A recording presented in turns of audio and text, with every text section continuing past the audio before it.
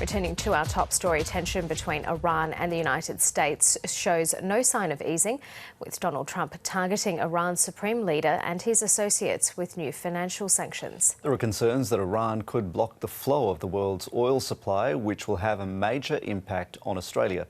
So let's look at that and bring in Shahram Akbarzadeh, Professor in Middle East Politics at Deakin University. He's in our Melbourne bureau.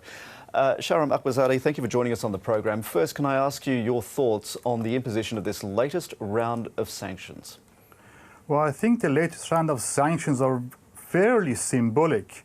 The Supreme Leader doesn't really have a lot of dealings, assets outside Iran. He doesn't travel outside Iran. He hasn't been out of the country for 30-odd years. So really, this is just a symbolic gesture by the United States to really ratchet up pressure on Iran. What effect will it have on the Iranian leadership, this imposition of sanctions against one of the most revered figures in the country and all those close to him? Well, it's not going to have any tangible impact on the Supreme Leader or the leadership in Iran, but it is sending a very strong signal that there is really no way that the United States would be dealing with the leadership in Iran. And that really closes down a lot of those possible opportunities for negotiation. Really, Trump is burning bridges here, allowing no way to find a solution, find a way of negotiating with Iran. In many ways, you burn bridges with people you don't expect to see again anytime soon. Despite what Mr. Trump says himself, are we seeing the United States trying to design a leadership change here? Well, that is the whole irony of the situation. Trump keeps saying he doesn't want to have regime change. He insists that he is happy to negotiate. But every step that the U.S. has been taking has been really to undermine the regime, to burn bridges, to really close down opportunities for negotiation. We have to keep in mind that President Rouhani came to office with this whole notion, with this whole promise of bringing Iran out of isolation and opening up Iran to the global market, global economy. And part of that was to give up any intention, any design on a nuclear weapon. So the international community was very happy to go along with that. And until today, the international community, European partners involved in negotiation still state that Iran has been compliant under its obligation to the nuclear treaty. So I think what Trump is doing is that he tears up the nuclear deal and then puts sanctions on Iran, sends its navy to the Persian Gulf, ratchets up pressure on Iran, and then says, oh, actually, we don't want to have regime change. We want to negotiate with you. Well, you're sending the wrong signals. That's part of Iran's frustration, isn't it? That the European signatories and other countries that are signatory to the JCPOA are not perhaps acting more stridently in its defence. How sound is Iran's criticism and appeal to those countries to do more, to act on its behalf in dealing with the United States? I think it's very sound. Iran has been appealing the European partners, European powers to live up to their promise of bringing Iran out of isolation, of establishing economic links with Iran, because Iran is still compliant to the nuclear deal. But Europeans really are in a really difficult bind, because the U.S. is putting secondary sanctions on any European company that deals with Iran. So Europeans are not really going to sacrifice their lucrative business in the U.S. just for the sake of keeping Iran, in the fold.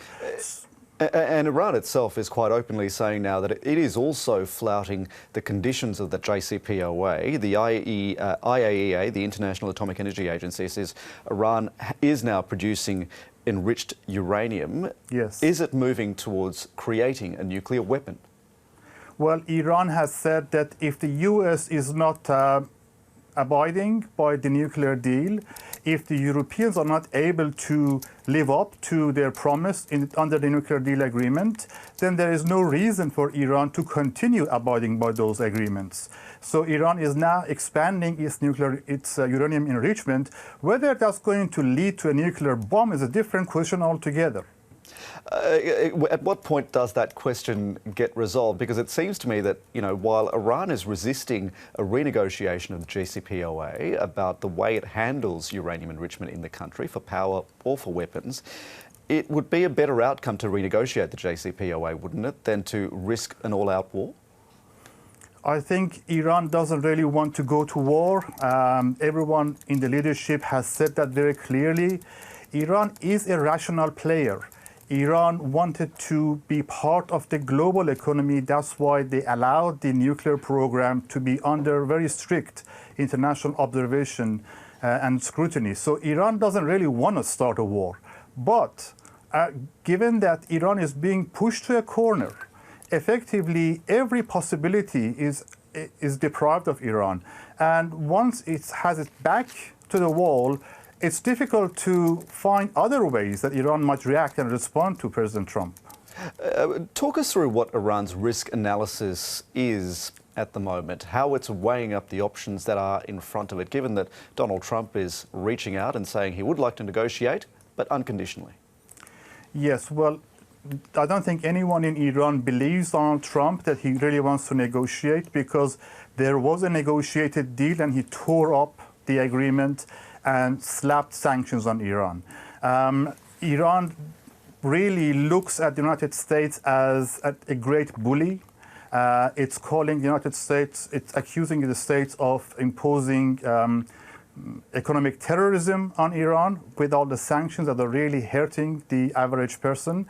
And it feels, from the Iranian point of view, it feels that the United States is doing everything to undermine Iran, to really pressurize Iran to capitulate unconditionally. And no leader in any country would really agree to that kind of pressure. Iran has two very strong cards in its hand, doesn't it? It knows that the world has an oil problem. It is one of the key suppliers of oil in the world. And it knows that if it cuts off that supply, the whole world, including Australia, has a problem. Well, absolutely. But Iranian oil exports have been declining by more than a half since 2 years ago. So that's not really an economic factor for Iran.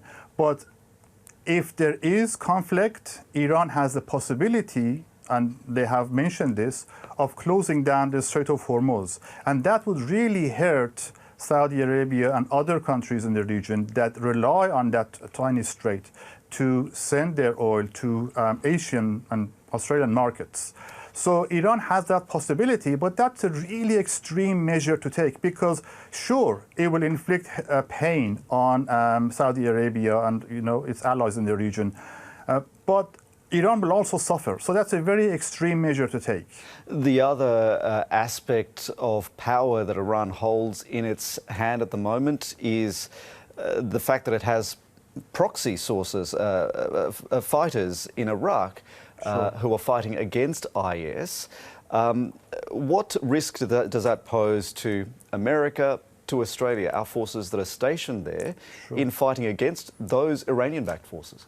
Well, that's probably a more real threat and risk factor, because yes, Iran does have proxy forces in Iraq and in Syria, in Lebanon. Iran has helped train them, prepare them to fight against Daesh, against ISIS, and they have been quite successful in pushing back ISIS. So those forces are there, and they are loyal to Iran, but they are not always controlled by Iran. We have to make a distinction between that. Just because they are sponsored and supported by Iran doesn't make them actual puppets of Iran, which means they have a mind of their own. And there is every chance and every possibility that if tensions rise in the Persian Gulf, and if there's another incident like the shooting down of the drone or something else like that, then those proxies in the region could take it upon themselves to inflict pain on European, on American interests or on Australian interests in the region, yes. Professor Shahram Akbarzadeh, it's terrific to have your insights on the program tonight. Thank you so much for joining us. Thanks for having me.